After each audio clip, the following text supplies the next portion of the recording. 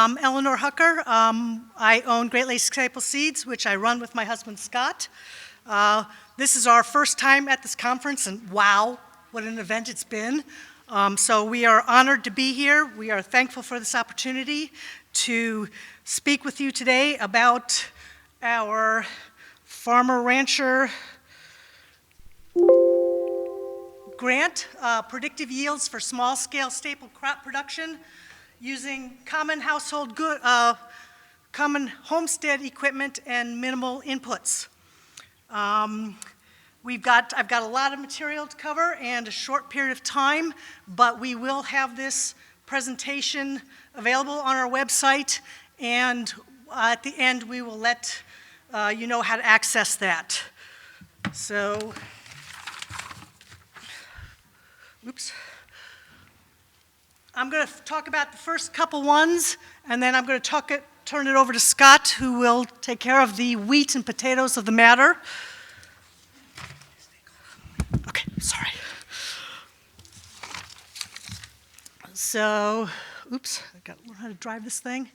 Our project in brief, we're small scale, and it's not to say anything or imply anything bad about large agriculture. It's more to demonstrate what can happen on a small scale.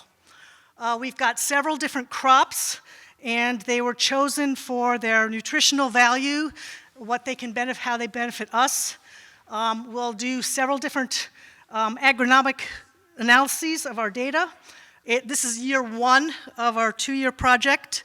About a year ago, we found out that the grant was funded, and we are based out of Southeast Michigan, about 45 minutes north of Detroit. So our first year of the crops, we again have a pretty wild variety.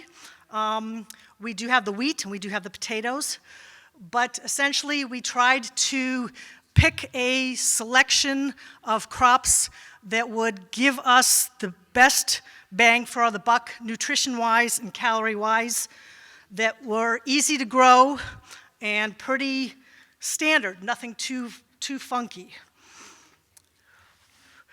What motivated our project?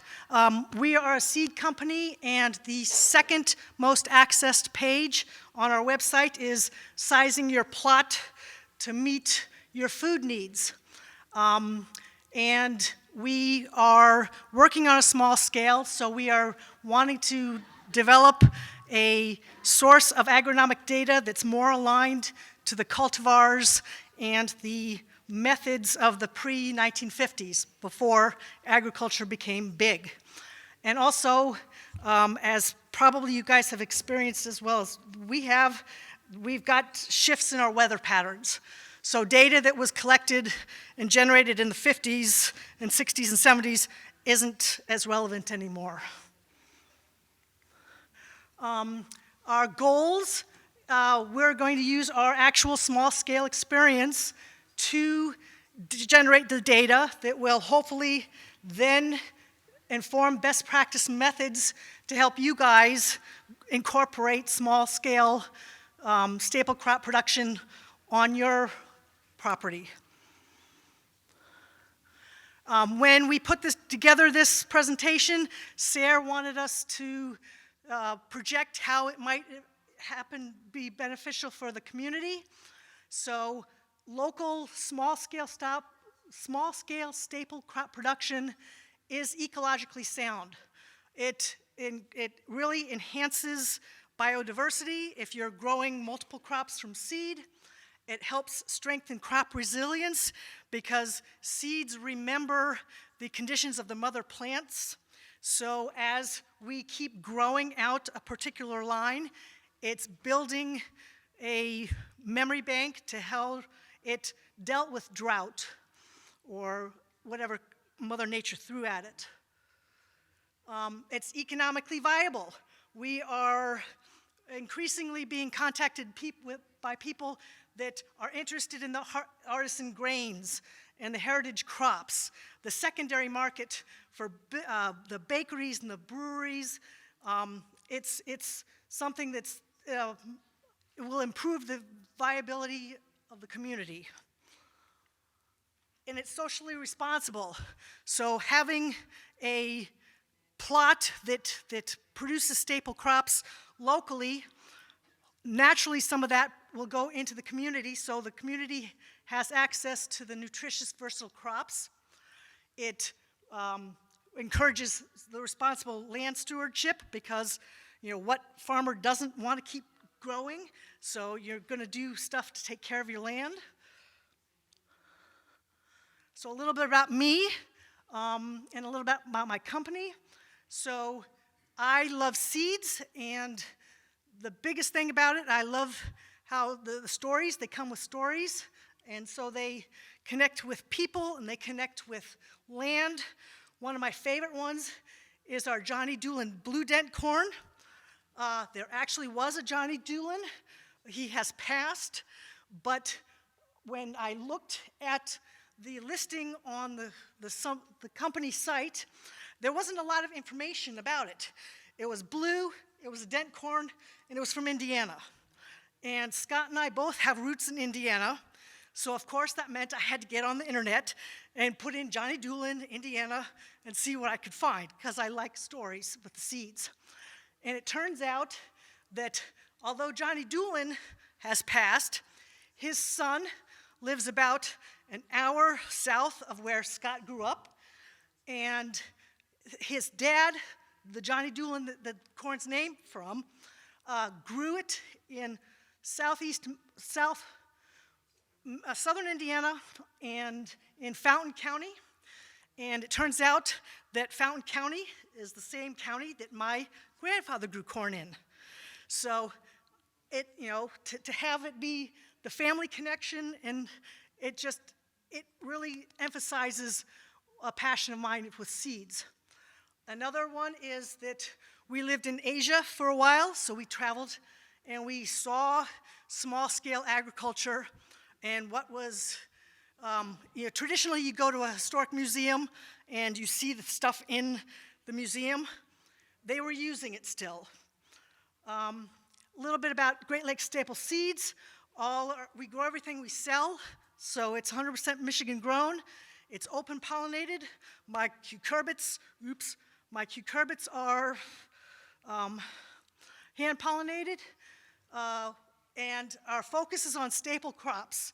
So essentially, our mentor, John Shirk, in November of 2013, put out, at the time he was a seed company, and he had an article about calorie crops and carbon crops and staple crops, and he said any crop that you want in your larder, and he gave the example of the Great Depression, and that was in 2013. Well, we found out in 2019 and 2020 that COVID made people interested in wanting to grow their own food. And I'm going to turn this over to Scott so he can continue. All right, so in 1984, when I was in high school, I had the interests. I was in 4-H and gardening, grand champion for multiple years, and I had that passion and interest, but I also was very good in science and math, and so I was being guided towards, well, you should be an engineer, or I could have been a GMO Monsanto scientist, but my guidance counselor said, go be an engineer, and then when you are older, figure out a way to turn your hobby, your gardening and plant interest into a second career. And he said, being an engineer will be way more profitable. He's since passed, but he was correct. So I ended up at General Motors, where we lived in China for 8 years. I built factories, I moved equipment around the world. I'd worked at NASA as a rocket scientist. That's me in a slightly younger mode. And so now these days, I support Eleanor I choose my vacation days based on the weather. And my bosses have been okay with that. I'll let them know at 10 in the morning, it's like, it's a good day to kill weeds. So I take my vacation. It's a down arrow. Okay, we also have solar on our farm and an electric car, we're kind of that way. And my interest really got perked when we were in China. The picture in the top left, that's Shanghai, 27 million people. That's 4 times the population of Wisconsin, all in one town. And in those discussions, we met Chinese friends when they were children, young people, food was still rationed then. You needed money and you needed a coupon. If you didn't have both, you didn't eat. And they were hungry. So this generated a lot of conversations about what families did and how they survived that and what they made their children do. So when we got back, this turned into, well, how much land does it take to feed a person? And so when you ask that question, the number one thing is where? Are we talking river bottom, the desert? The answer depends where you are, which is a bit difficult to explain to Google. And you can't live on spinach or lettuce or tomatoes alone. You really need calories, which is back to her staple crop comment. And you really need diversity of staple crops because some years the beans don't do as well. And the squash maybe this year, it just depends. And you never know what the deer are going to eat. And then we're interested in this question at a people level, not a corporation level. I don't know how to eat a gravity bin wagon full of soybeans. They're not useful to me. That many beans or corn. You need a little bit of everything, and you need a way to turn those seeds into something useful to eat. And I don't have an industrial chemical factory to do that with corn, quite on the scale that modern agriculture does. And so we're interested in homestead scale, which limits our tools to something that you might have or could obtain and could afford. My grandfather was a farmer in the 40s, 50s, 60s, and retired in the 70s. And so his scale of farming was 120 acres when he retired in the 70s. And the other is timing. As I work full-time off the farm, and so we had to scale some things down in order to fit in the time I had with the number of vacation days I have. And so this kind of shows the scale. And when you talk to anybody in this conference, we're all going to say we're farmers, but we're all going to form an image in our mind of what that means. It might be something we're using hand tools. It might be the farmer who's farming 1,200 acres, like the last presentation I was in. Those are completely different scales of things. We're in this orange area. Although we live on 10 acres, we only till about an acre of it, a little less than 1 acre. And so you can see the equipment you need might range from something like hand hose, but as you get bigger and bigger, you need to become more efficient. So wheel hose, a tiller. If we were a bit bigger, we might want to play with an antique tractor. Might be nice to have anyway. And then this is beyond our scale, modern equipment. So by show of hands in this room, who has a garden? Okay, whose garden could be bigger than 25 foot by 25 foot? Quite a few, very good, very good. Who grows a portion of your dinner? Kind of goes hand in hand, unless you're growing flowers. Who makes their own flour? Oh, well, we're losing some hands. Okay, who cooks the grain berries? Well, that's a little easier than grinding, but it's about the same people. So by your presence, I can see why you're interested here. So back to our original problem statement. What keeps you from growing your own food? I forgot to put it on the list, but number one is you have a job off the farm. Another one might be maybe you don't, all your diet's not plants. Maybe you like beef, and I don't have a cow, so I couldn't grow that. Maybe you don't have the right equipment. Maybe you don't have access to some land. And of course, there's always the critters that are trying to eat everything you're growing, which could be a whole presentation in itself. So our plan for this grant was that the key is that everything has to be in balance. You have to, what you plant to grow the calories that you're going to eat, you can't spend more calories growing it. Just like you can't work for free. You have to have a reason. It has to be a positive flow. So I'll show you what we're going to grow shortly, and each kind of crop has a specific need. It might be something nutritional, it might be something timing. For example, when you plant wheat and when you plant corn are not the same. You might be busy in one or the other. And then this last bit here is the spacing. So throughout the rest of the presentation, there's spacing between the rows and spacing within the row. So the second one is like per plant, so many inches per plant, so many inches between the rows. Because ultimately, when you want to turn it into how much land you need, everything has to be multiplied out into square feet. So that's what we're going to do. So like I said, the harvest must exceed the inputs. And so we used a Fitbit to track my calories and how many steps I took. And we used a graduated cylinder to measure how much diesel fuel we used, what little we did use, because diesel fuel's not free. It has to come from somewhere. And it's not the money I'm worried about, it's the calories it took to make the diesel fuel. Diesel fuel is essentially vegetable oil with some other things mixed together and a bit of physics and chemistry. So a gallon of diesel fuel is calories you could have eaten. Instead, you gave it to the tractor. For the outputs, we measured the grain, mostly grain, the beans, the seeds, as a weight. And we're going to mix units in this presentation. We do things in pounds, we do things in grams. I'm sorry about that, but I'm an engineer, that's the way it works out.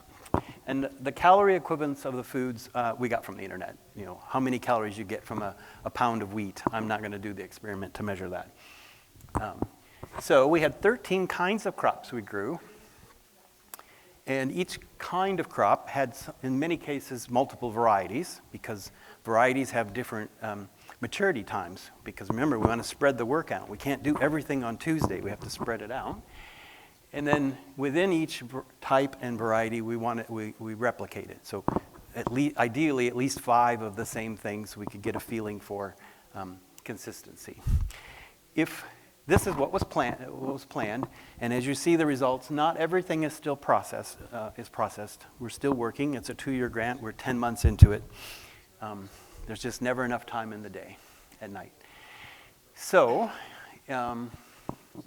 what we did is we called it test strips. And instead of the traditional university way would be to plant a 5-foot by 50-foot plot here, here, here, replicated here, this. Well, we don't have undergraduates to serve as garden minions. We have to do it all of ourselves. And we didn't want to use the entire plot because there's always an edge effect. So what we did is we kept track of, with logbooks, of which rows did the grain come from, so that if we could tell whether being near the edge of the field or in the middle of the plot was good or bad. And we kept, measured each length of the strip, and I'm going to show pictures of that, count how many plants are in the strip, keep everything nicely labeled and weigh it. And so in the end, there's hundreds and hundreds of little samples, giant Excel spreadsheet. Oops, can't touch myself. Yeah. Yeah, good point. Hopefully that's better. We also kept track how much fuel was used, how much the Fitbit said I owed the world, and all in Excel. Let's see. So throughout the season, the farming world breaks into these nouns and verbs, and this is how we used to try to standardize the data we were collecting.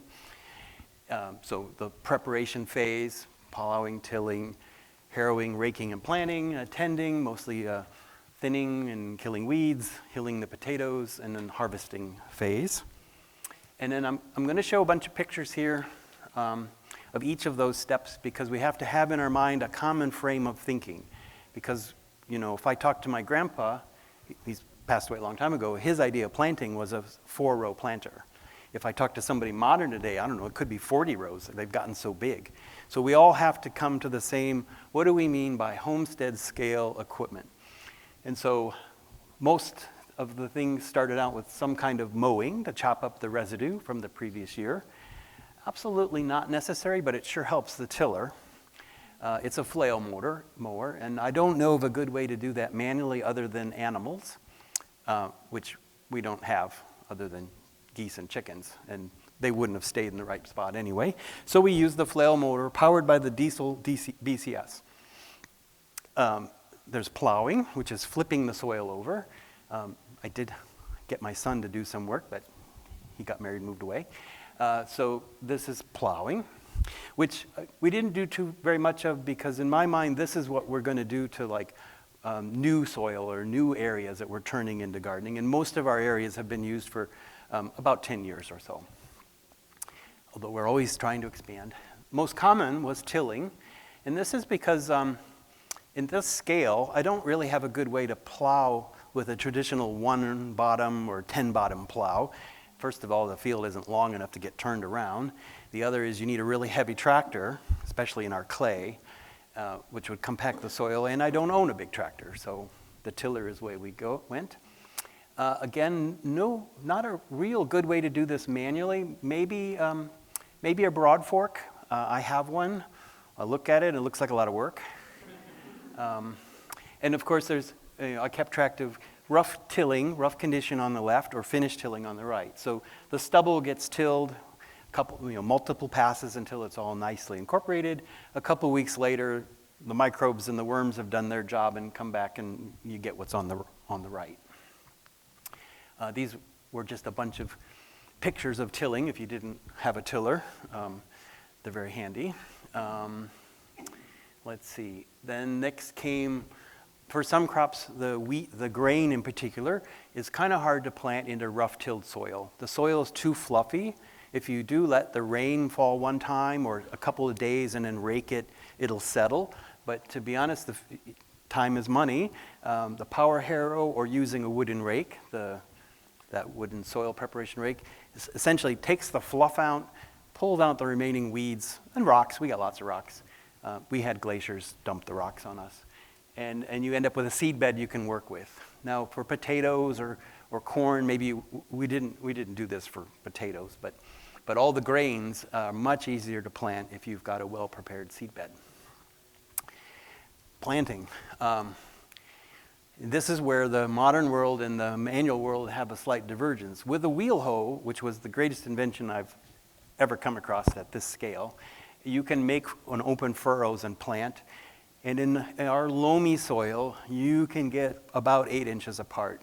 But the clumpier soil we have, you really need to be 9 inches between rows. If we were using a modern grain drill and just putting all the seeds in blind, we could put them much closer together, but not by hand, because if you made one furrow, it flips the soil over into the next furrow. So you got to have enough space, unless you want to plant them one row at a time. And I did that one year. I'm never going to do that again. It's just too slow. So the wheel hoe is an absolute must-have in a post modern world. Very efficient. I think it was invented maybe 150 years ago or so. So the medieval peasants, they missed down on a good one. Next up, more important for us is labeling. As a seed company, we might plant 300 varieties of things all over the place. They have to be labeled in 2 ways. The little orange tags you see in the bottom are great most of the time. Sharpie will usually stay on them, and they're usually readable, but they're hard to find in the weeds, and the frost will knock them over, and our geese think they're fun to play with. So we moved to the snow fence posts in the top right, which were pretty cheap and should last us a lifetime. And then you use these plant tags and write on them in pencil. We tried Sharpie, don't do that. It fades. Pencil lasts. It's erasable, and we're not sure how many years we'll get out of those because they get brittle. Next comes thinning. Everybody has a garden in this room has done thinning. This happens to be amaranth. The thinnings we eat them like spinach because spinach bolts in the summer for us. It's too hot, but amaranth, you can eat the leaves all year round and then eventually eat the grain. So there's some thinning and some weeding. A different wheel hoe with a scuttle knife blade, another marvelous invention the medieval peasants missed out on, can make fast work of weeding and reduce the weeds to a thin row that you can then spot your plants that you're trying to save, hopefully. And then you can come along and thin them like we did before. And then comes, you can also hill potatoes this way with that little attachment. This is a Haas wheel hoe, but lots of people make this kind of idea. You could use the BCS tractor with its attachment to do that. I did do that, but I didn't show the pictures. If you had a lot of potatoes, it would be fast, but it makes you plant your potatoes further apart.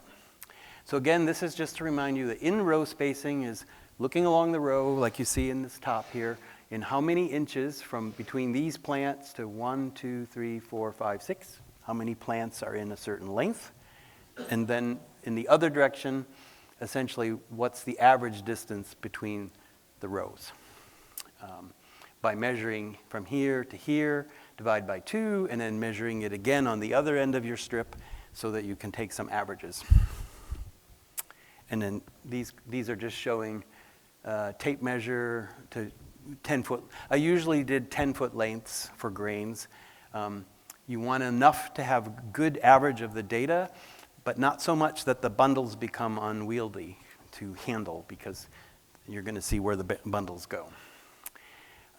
As you're harvesting, we don't have a combine. You wouldn't want a combine at this scale. You couldn't afford it anyway. So everything is cut with a hand sickle. And there's still parts of the world that's how they harvest food quite regularly, using lots of people. Here's an example of, this is barley fall planted, SKU number 76, test sample 05, and it's by chin. And it was 2023. So as long as most of that is readable, I can find in my notebook what that is. Let's see, and there's a notebook, for example, making notes. Now here's how most people traditionally, or the Amish at one time would stook their grains to let them dry a little bit. And the reason for this is these grains we're interested in from the past, they didn't ripen all at once. They didn't have a combine.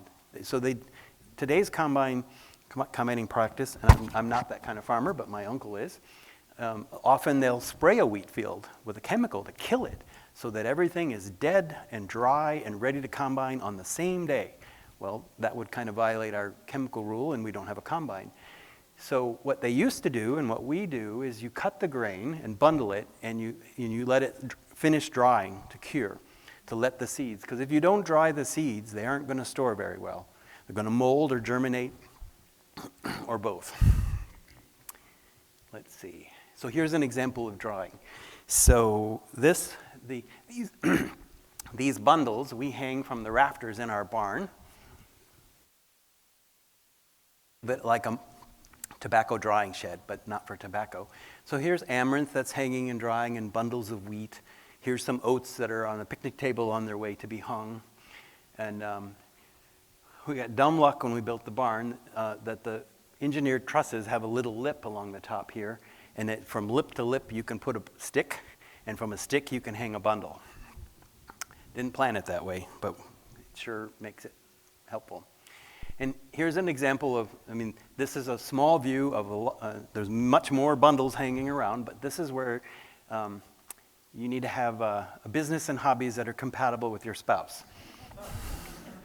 And no smoking. Our neighbor walked in and he said, "Your barn is a fire hazard." I said, "No fire, no flames in this area," as it would go fast.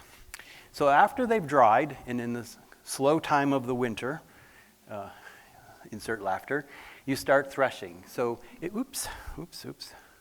It might be, sometimes if it's a small sample, just rubbing it in a screen, the seeds and the chaff fall through like this. Maybe rub it together with gloves. Maybe put it in a pillowcase or an empty chicken food sack and beat it with a rubber hose. Or a pedal thresher, which I'll show a video of momentarily. But what you get is this mixture of the grain, the wheat and the chaff, literally, which then you have to separate. And go ahead and play. This is a pedal thresher.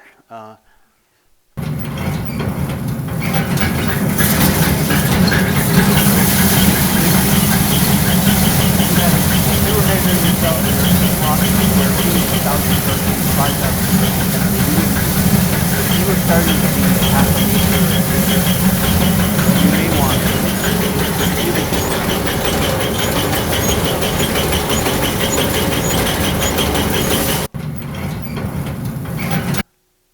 Oops. So after you've done that, now that pedal thresher also makes up a pile of wheat and chaff. Now you need to separate it. And this is another video. So, but before you go ahead and play it. So at this scale, essentially all you really need is a window box fan. And plastic shoe boxes work really nice. And so by pouring from the straight edge of the shoe box in front of the window fan, you very quickly obtain the knack of how to separate it. There are some machines you can buy to do this. They're beyond our budget. They do look nice. And so, and you have to make multiple passes, but every time you do it, 90% of the grain goes in the first bin. The second bin gets some grain and some stuff you don't want. Repeat it a few times, and now you have clean grain. Okay. Back to the drying. The reasons, seeds have to be dry, or you're just asking for trouble. And so when we saw in China, what they would do is during the day, along the side of the road, they would dump their grain. This happens to be rice. There'd be miles of grain along the side of the road. And as the sun goes down, they sweep it up, scoop it up, and put it in sacks, stack it in the truck, take it to the warehouse, and the next morning it comes back. And you dump it out, you spread it out, and you keep doing that cycle until it's the appropriate dryness. Do not drive your bicycle through the piles there. On to digging potatoes. And there's a couple slides in this. So the metrics, this is an example of kind of the raw data. So we were interested in like how much time it took to do things, because ultimately you can only plan 30 hours of work in a day, and how many calories it took, because we're back to you need to grow enough, and if it used the BCS, how many liters or quarts of diesel fuel it consumed. So this is just some numbers related to potato digging, and of course it always goes better if you spend some time to rake the dead plants out of the way. Good job for small children. So here's a good way to think about it. So in a 500-foot row of potatoes, we get 750 pounds based on the metrics we've measured. 750 pounds is 167,000 calories. Sounds like a lot.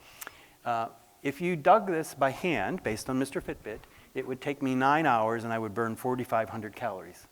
Now personally, I can't dig potatoes by hand for 9 hours straight. I've done it for an hour, maybe 2 when I was younger in 4-H, but that's, if you just went all out, that's what it would take, 4,500 calories worth and 9 hours of your time. Or you could use the BCS and do it in less than 2 hours. You could probably do it even less than that if you're a little better at driving straight. But the BCS is going to need 1.2 quarts of diesel to do that.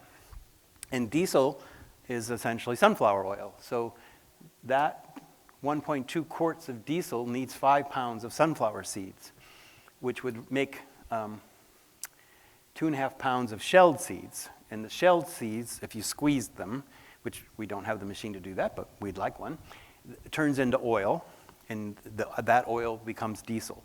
So if you had eaten this 2.5 pounds of shelled seeds, it was 6,500 calories. Or you could have eaten the seeds and then burned 4,500 of them digging it all by hand. But it's all a matter of time. You can't do everything the most efficient way in time. Sometimes you're going to have to use a machine, so it seems. And of course, not included in this 6,500 calories worth of sunflower seed oil to power the tractor, you still had to prepare the soil, plant them, weed them, squish all the potato bugs, and do the hilling. So let's see. So here is the next video.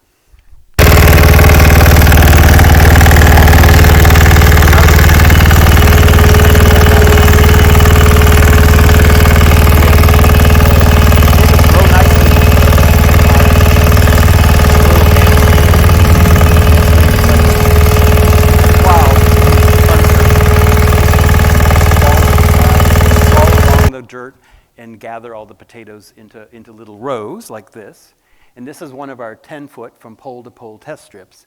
This happened to be Santina, and it yielded 23 pounds in 10 feet, which is, normally I get about 1.5 pounds or so. For some reason, the Santina this past fall did really, really well. I will replant those seeds this spring, and we'll see if we can do it again. Because they obviously liked our soil, or they liked to be on the row at the edge of the potato plot next to this ground cloth that had some kind of tomatoes and peppers, I think. Okay. Then after, in all this case, because we're doing this as a science project, we need to weigh things very carefully without spilling them, without mixing them, and keeping the labels straight. And so, whoops. So here's our little digital scale, and these are corn samples. So each corn has its little tag. Remember the tape tags from before? Everything is traveling with the seeds to keep it straight. And then looking back at results now, because because that was all the methods, so that we all are talking about the same kind of equipment and the same kind of tools. So I just picked a couple of weeks, what the Fitbit website said. So, here's a week in the spring, in May, and this is calories and this is steps. I was keeping track of both, because at this point I don't know which is the limiter. Generally what I found is I can work 4,500 calories of effort, or I can walk 40-some thousand steps. But rarely can I walk 40,000 steps on the same day I work 4,500 calories. My body is too old. So, moving on to more results. So, throughout the next few slides, you're going to see HSF. So it's 100 square feet. So this is how many pounds of whatever this is did we get from 100 square feet that was planted. So you see potatoes are very heavy. We got almost 70 pounds of potatoes out of 100 square feet. And here's our Santana that it is what it is, but I don't know how it got to be so good. And then down here in the less than 10 pounds per 100 square feet are the typical grains and corn. So this makes you think, oh, you should plant all potatoes, okay? Well, but potatoes are mostly water, so they look good in terms of weight because they're heavy, not because they're good for you. So if we take all these grains and we go to the internet and we ask how many calories are in a pound of each thing, now we can take all those pounds and turn them into calories. And so here's this table and this graph is the same data. It just depends on whether you're a table person or a visual person. So you can see sunflowers sitting up here at over 2,500 calories per pound are really quite amazing. Probably should plan more of those.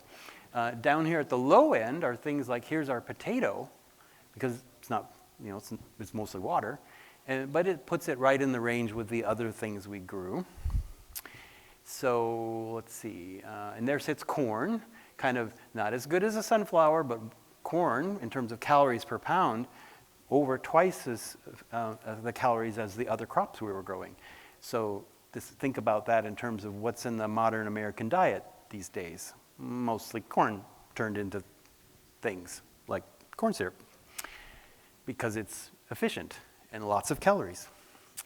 So here are those same 13 crops, and you see the missing ones are still hanging in the barn, safely dry and waiting for time, and turned into calories per 100 square feet. So again, potatoes do look good, but not as good as they did when we talked about pounds. And the other thing to remember is diversity. Remember the potato Irish famine. They ate mostly potatoes. That works great until the year you have a potato virus. Then you're hungry. I believe in the early 70s, we had in the US a virus that affected the wheat. There was like 1 year where the wheat crop was really hit hard by this virus that would just make the plant melt.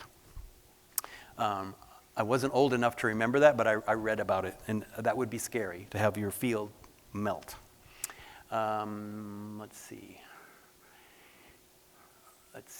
This is the same graph I just showed you, but I'm zoomed in so you can better see the difference between the amaranth and the barley and the buckwheat, because for the diversity, we know we're going to need some of everything, because we don't know in which year which one's going to fail. For example, you don't see beans here this year because past season was really bad for us for dry beans, and it was so bad it's like I'm not gonna waste. I don't have enough time to collect all the scientific data for something that's a failure. We'll try again next year. Let's see. Now we're going to take a deep dive in the remaining 20 minutes into the barley world. So when I say barley, this is a picture of some of the kinds of barleys we grew, and of just a few of the many ones we grow as a company. And the point of this is barley comes in many varieties, and fall-planted kinds and spring-planted kinds, and some that can do either. And then what do you see different in this picture? You see some darker ones and you see some lighter ones. The most important thing to notice is some of them are naked, they're hull-less, like these, and some have a hull, like this, or that. that's the nature of that variety. And some varieties are kind of in between. They're 80% hull-less and 20% with hulls. So they're more work to deal with. So you'll see in a moment what we can do with that. So we harvested about 30 pounds of barley that was planted. The seeds were planted in the fall, and it's one of the first crops we pick in the spring. Barley harvest starts here in mid to late June and lasts a week or two. And so this is a great way to spread your harvest down over the weather. You know, if all 30 pounds came ripe at the same time and there was a thunderstorm, we would be very sad.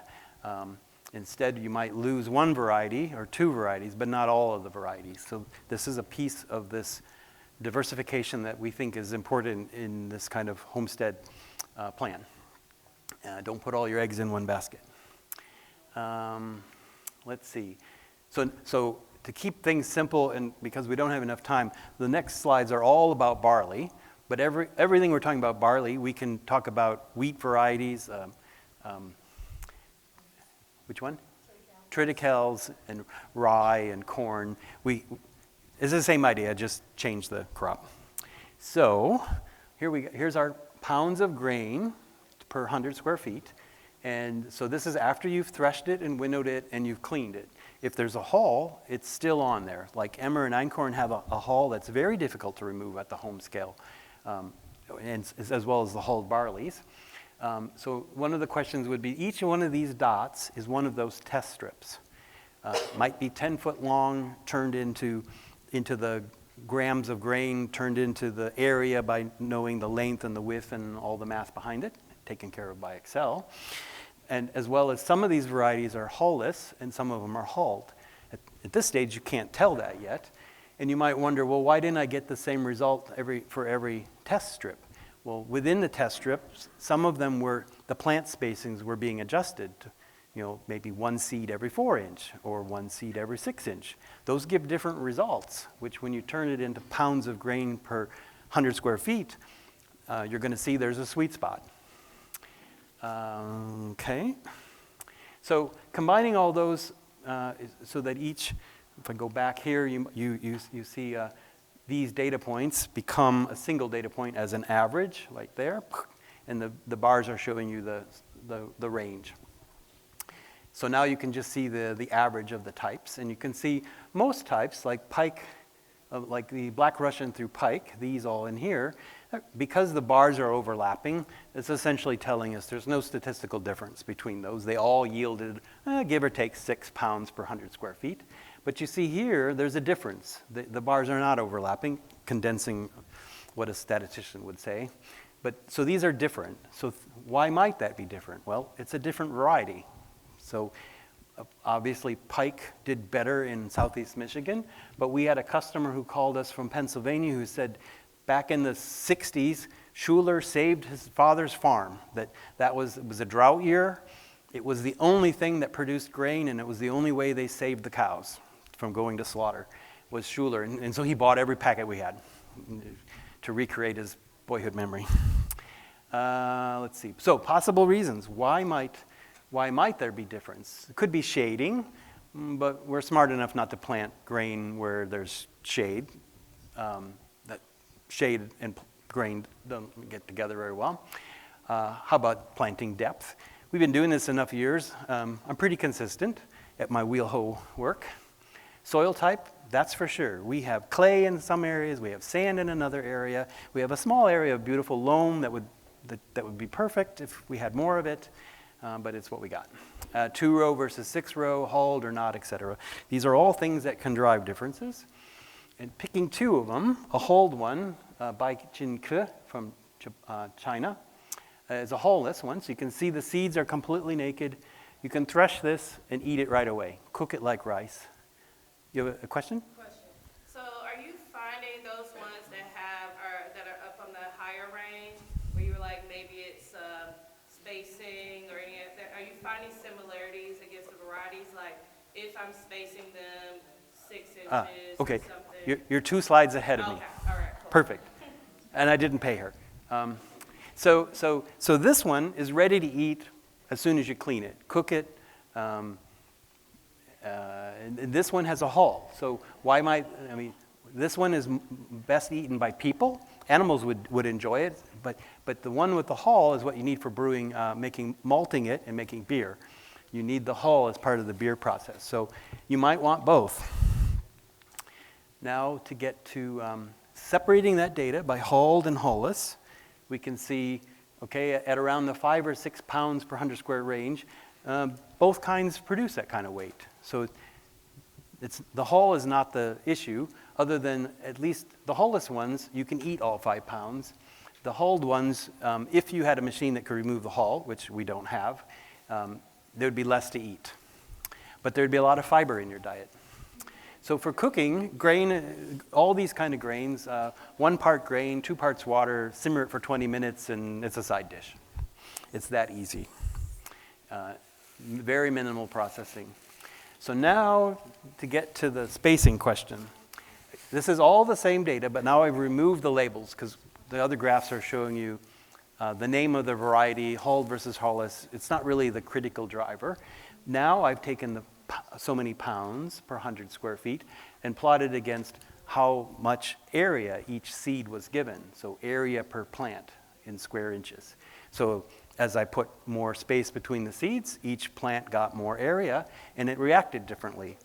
So over here at 60 square inches, so like a 6 by 10 row spacing, we were getting this kind of 3 to 4 pounds per 100 square feet.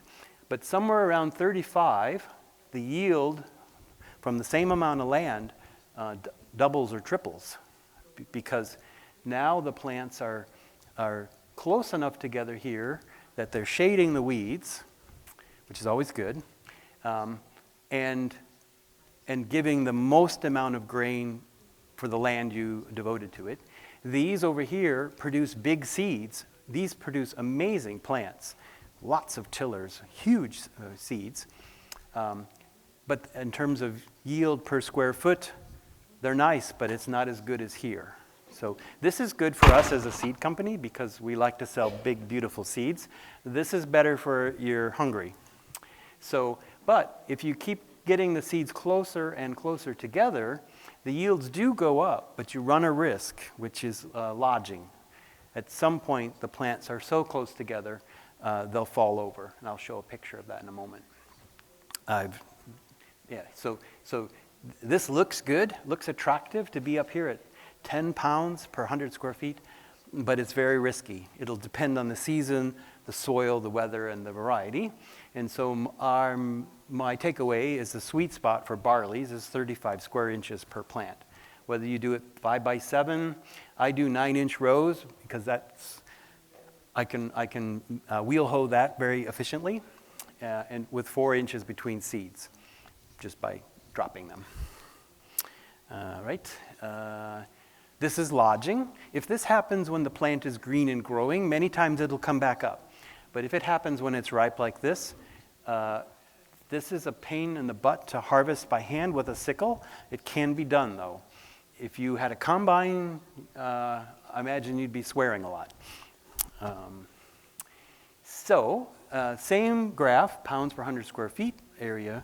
Here's our 35 square inch sweet spot. And it turns out for both hullless and hulled, the answer seems to be the same. So it's a barley thing. You have a question? Have you tried to net them? We have used nets in the past, but nets that can keep birds out are very expensive. And when we do it as a seed company, we might net a 5-foot wide strip that's 100 foot long, and that net might have been $300-400 that lasts a certain number of years. But ultimately, our goal here is to feed ourselves. So when we start talking about netting acres, it'll become too expensive. Let's see. The same slide. This time I showed you the varieties. If you're a barley interested person, enjoy. Now moving across in the remaining 9 minutes to get to the end of how much land it takes, we have to do some assumptions. So from all the data I did harvest, that's these numbers here. So the average barley harvest was 5 pounds of grain per 100 square feet. Amaranth gave me 4. Good old potatoes gave me 7. Oops, I'm sorry, potatoes are down here. 77. So the ones I didn't have data, I went to the internet and had to get an internet number because we're not quite done yet.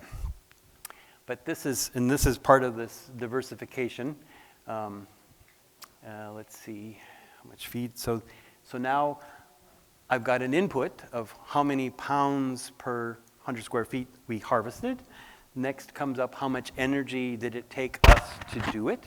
And so here's my nouns and verbs. I did some tilling, rough, using the BCS. The metric is area, and tried to normalize everything. So we were able to till about 199 square feet per minute of work and burned 0.08 milliliters of diesel per square foot, which nobody can visualize that, so let me help you. 1 teaspoon is 5 milliliters, and 0.1 milliliter is like 1 drop from an eyedropper. So we're talking about an eyedropper of diesel to till a square foot of rough soil. But these are all inputs for the next spreadsheet we're going to get to. And a couple of these I'm still processing in the spreadsheet, and we ran out of time before we came to turn that in. But when we combine them, you'll see how it works out. So for that one adult, if we divide the year into 5 sections, and remember, somewhere earlier there was a slide in the Victorian age, so 120 years ago, people ate 5,000 calories a day, mostly in the form of wheat and rye and gruel and mushy stuff. Not steak, not butter, maybe some fat if you're lucky, lard. So I planned on these 5 seasons. So in the winter, you still got to do a lot of work. So I said, well, I want 3,000 calories. I don't need them all right now because I do have an off-farm job. But in the planting time and the harvest time, we're going to need more calories. So I said I want to have 4,500 calories a day. Add that all up, makes the yearly average be 4,000 calories to power you through your exciting year.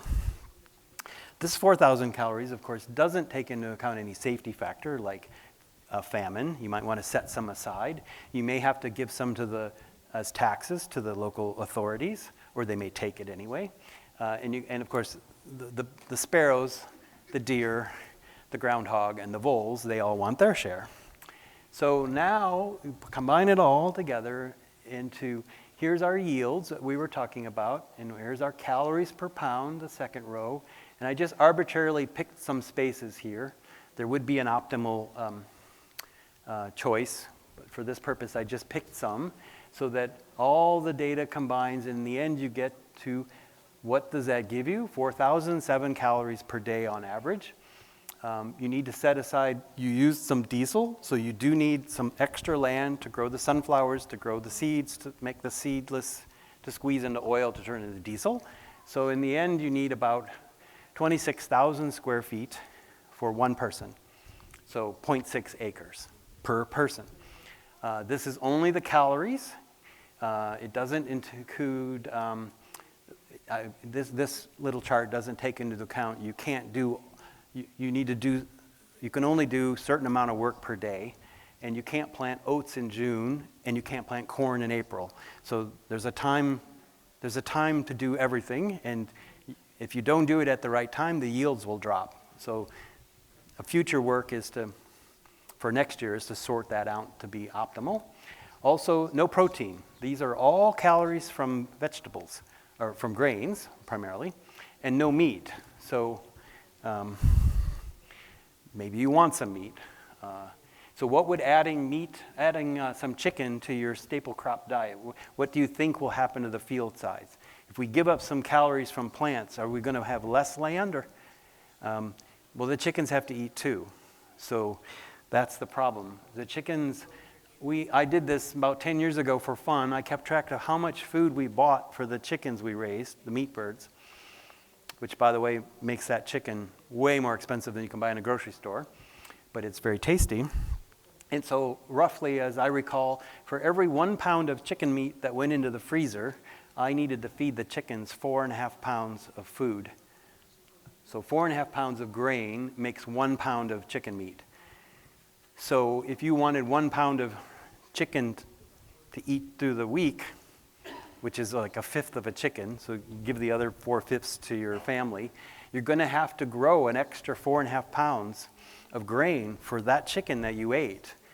And that was just one meal. So over the course of 52 weeks, your grain bill for your chickens is going to go up. And so you will need a lot more space if you want meat. And I didn't calculate that yet, but I have. I've done this game for a couple of years. I think the answer then is around 2 acres per person to have a kind of modern-ish diet if you wanted to grow everything yourself. Let's see. So our next steps, man, this is perfect. 3 minutes and 30 seconds to go. Oops. Our next steps is continue to processing all the remaining grains that are hanging in the barn before the next harvest starts.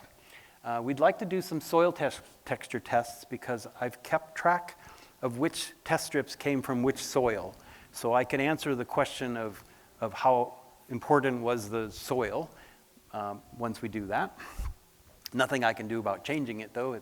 The dirt is the dirt. I definitely want to see if the Santina potatoes are as productive this year. I'd like to try some compost on the corn, but this will be an off-farm input. Or in theory, it could come from those chickens we just fed to give us our chicken dinner. I'd like to try making stooks in the field instead of hanging all the grain in the barn. I'd essentially like to recreate an Amish field for photo effect. I want to learn how to edit videos, particularly to shorten them, maybe take the sound out. Because of I showed you all the barley, the sweet spot for barley was 35 square inches. I don't know yet what the sweet spot for millet and corn is, but that's something we're going to work on. We're going to try beans again, dry beans as protein sources. And things we'd love to work on with other people, I'd love to find some good way to dehull the emmer, einkorn, buckwheat, and upland rice that doesn't involve a machine that costs $50,000. Root crops are very useful. That's something the medieval people ate a lot of root crops that we need to include. And then for fun, we would love to investigate making sugar from sugar beets in the kitchen and play with the sunflower cooking oil and biodiesel world. And then the last slide is this one. So we've explained how this fits into being self-sufficient because we see a lot of things on the internet, feed a family of 5 with a 1/4 acre, I think is how that website goes or something like that. And it's like, I don't see how that's possible. It really gets down to what's your definition of feed the family. Is it a salad on the side or is it every calorie on your plate? We're treating it as an every calorie on your plate. We've shown you the kinds of work it takes to grow and harvest at the homestead scale that we're talking about. We've shown a way that this applied to Michigan growing to turn the agronomic data into pounds per 100 square feet and calories. Anybody could do that for other crops. And we went a deep dive in barley and found the sweet spot for barley is 35 square inches per plant. Talked about the calories, and the answer is 0.6 acres of our dirt in southeast Michigan in order to feed 1 adult for 1 year with no meat or eggs, which would be a really boring diet. This is the last slide. As we work on this presentation and update it, we keep it posted on our website. If you do a little Googling work, give it at least a week for it to crawl it, but Google Great Lakes staple seeds, Sare, the project number, the predictive yield, any of this stuff will get you to the right place, or if you're into QR codes, that will take you somewhere. Did you pass on the, what? I can't hear you. Tell them we haven't what? We have a... That's to remind me. Cancel. Okay, so we wrote up, we took their Sare standard survey. Walk around and pass it out. People are interested. If you're interested, because this is a 2-year project, we're very interested in what we should change or do differently, both in the presentation and in the raw science itself. And so we were supposed to pass that out 10 minutes ago, but I forgot to say it's 10 minutes to go. There's not enough of these for everybody because we didn't know how many people would be here today. So fill it out if you've got some feedback, and if you don't, pass it on to somebody else. So, any questions? It's so cool what you guys did, and so impressive. Thank you. The grant reviewer said something like, "This will be amazing if they can pull it off." Which, Well, they picked someone who could. 4,000 calories per person. I don't know much about that. That sounds high based on. well, I'm using the standard of the Victorian age. When manpower provided all the labor before electric motors, that's the kind of life you lived. You also died at 55, but because you worked yourself to death. But and so that's where that number came from. So do you need 5,000 calories to live on? No. People can live on way less, and they can work really hard, but they will again die in 6 weeks or whatever. That's some famous examples of that. Any other questions?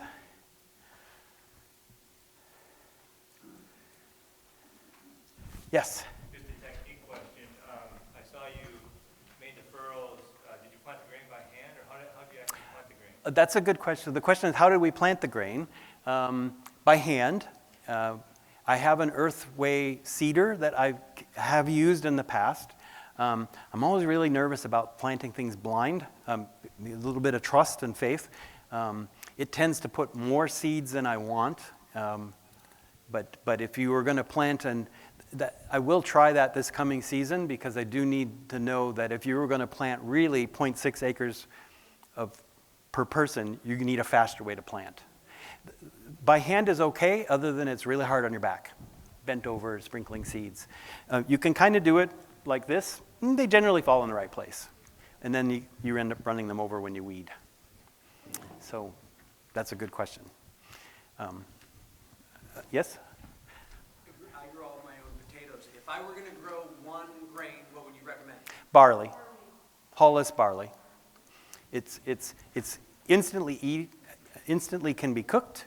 There are varieties that thresh completely clean. No messing around with ones that you got to do extra work with. I would not plant emmer and einkorn. There's a reason mankind moved away from those. The hull is too difficult unless you have lots of children that can sit around and pound it. What's that? Barley. The cleanest way, there's so many varieties to choose from. You should at least plant 10 different ones and see which one works best for you. But we've had really good luck with these two from China. These are fall plants. Yeah, most of our barley, our most productive grains are planted in the fall. The spring, they don't yield as much for us, and I think that's a regional thing. They also have a lot more weed pressure, and we're also very busy right when they need to be planted. Plus, it's usually too wet. Oh, one back there? In the spirit of diversification, what would be your second choice for grains to plant? To complement My the wife barley. says triticale. Triticale is a cross between wheat and rye, and so it's not really as good as making. Again, we're talking about surviving and your children living on. It doesn't make bread as nice as bread wheat, but it's got the characteristics of rye in terms that it grows productively in a lot of different kinds of soil, and nothing seems to bother it. And there's no hull. It's hullless. Yes? I might have missed it, but were you tracking like precipitation? Like, was I didn't it write it down, but Okay. our weather station has recorded it. I also plan to look at growing degree days and some other things, but yeah, precipitation would be a good thing to note. It's not something I can control, but it is something that happened. We tend not to water any of the grains. Yes? Did you track labor hours? Yes. So, and I caught that, essentially what I'm looking for is to make that 0.6 acres, how much time would you have to spend? I didn't show you that number. That is in the plan for next year, but I do know all the times it took per foot and square foot, so that in the end, because in the end, the spreadsheet has to have each day, how many hours would you be willing to work during the most hard time? Maybe 12 hours, and then your body's done. So in 12 hours, what are you going to do?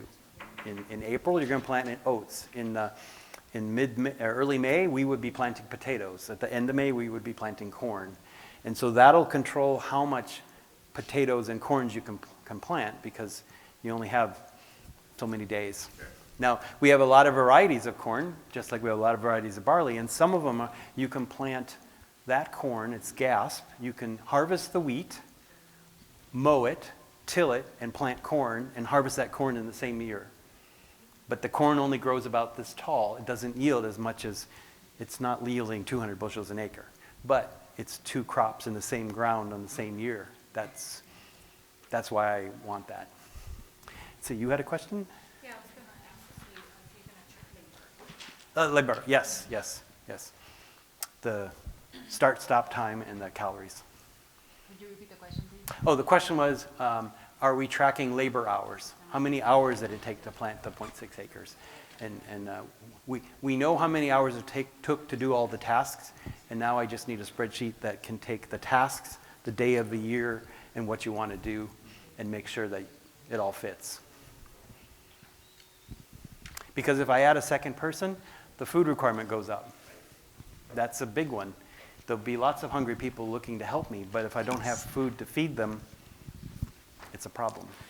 I was just gonna, I have one, just gonna mention that I'm in the middle with the orange, the bright orange shirt. All these grains do have protein, so when you said there's not protein, there is protein present. Yeah. We know there is, Yeah. it's just a lot of people, when they think, vegetables, they don't think protein. Yeah. But Yeah. I mean, when we went through, like the amaranth and the quinoa, amaranth is pretty much a complete protein and quinoa and stuff. But, so it was just a slip with no protein. Yeah, I just wanted to mention that, yeah. Yep, Maybe, good point, maybe it's good not point. I don't know. I don't have the experience, but maybe someone can comment. If you ate the things that were on my chart, and you ate that for several years in a row, would you be okay? There's enough protein, you think? Especially if you mix in beans. Yes. Well, yeah, and that's why we were really disappointed that the beans didn't do very well this year. But our plan would be soybeans, a bush bean or pole bean, so we get that Latin name, a cowpea, a lentil, and a pea, and then we'll be good. Go ahead. Yeah, I got two questions. So first one, what was your issue with the beans specifically? And then after that, are y'all planning on trying some cucurbits, storage squash to supplement those different proteins? We do grow, good question. So the squash, we grow, again, a wide variety, and we do store them through the winter, and we eat them ourselves. When we wrote the Sare grant, we didn't want to get too broad and too crazy, because we were already afraid they would say, there's no way they can do all that. It's just the two of us. And maybe in the second year, we'll weave one of those in, and then. The beans, we planted them, The beans, we planted them in a part that hadn't had beans before, and it's more of our troublesome spot. And we had a lot of very hungry creatures and weeds, and it wasn't, I'm not going to put my beans there again. Yeah, we kind of lost control of that area, and it became a triage of if we try to save this, we're going to lose something else. And so we said, all right, no beans this year. Okay, so it wasn't disease. No, Right. It was weeds. Yeah, weeds and animals. Yeah. Yeah. Which we applied for another grant to buy birdhouses for owls and kestrels to try to eat the voles and mice and rabbits, but we didn't win. But we'll still put the houses I up. still bought 3 houses anyway, because we got to get these things in control. Any other questions?